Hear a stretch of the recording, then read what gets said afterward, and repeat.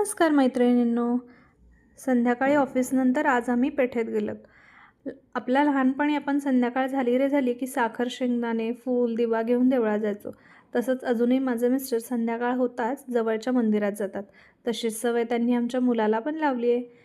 आधी आम्ही गेलो गुपचूप गणपती मंदिरात, त्यानंतर वीर मारुती मंदिरात.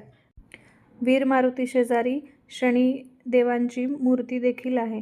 भीमरूपी स्तोत्र आणि शनी स्तोत्र म्हटलं. त्यानंतर आम्ही वळालो लक्ष्मीनारायण मंदिराकडे.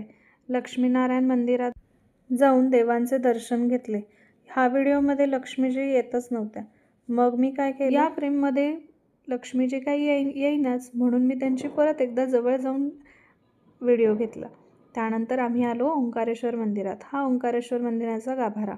ओंकारेश्वराचेही चरणी पाया पडून आम्ही देवळातून बाहेर पडलो. बाहेर हा बुक स्टॉल लागला होता. तेथून मी काही 2-3 बुक्स घेतले. त्यानंतर आलो भवानी मातेच्या मंदिरात. आईचं दर्शन घेऊन आलो. आता आलो आहोत आम्ही रविवार पेठेत. रविवार पेठेत महाराजांचा पुतळा दिसला. लगेचच महाराजांना मुजरा केला. त्याच्यानंतर काही वस्तूंची खरेदी करून आम्हाला 16 सोमवार उद्यापनासाठी मेहून म्हणून बोलवले होते. अष्टभुजा मंदिरात आल्यानंतर देवीचं आधी दर्शन घेतलं. त्यानंतर त्या ताईंनी आमचे पाद्यपूजन केले, ओटी दिली, गिफ्ट म्हणून काचेची बरणी पण दिली. आपल्या बायकांना किचनमध्ये काही वस्तू किंवा मेकअपमधील काही एखादी वस्तू मिळाली कसं भारी वाटतं ना. रविवार पेठेत आम्ही या सगळ्या वस्तू खरेदी केल्या. बुक स्टॉलमधून हे 3 पुस्तकं.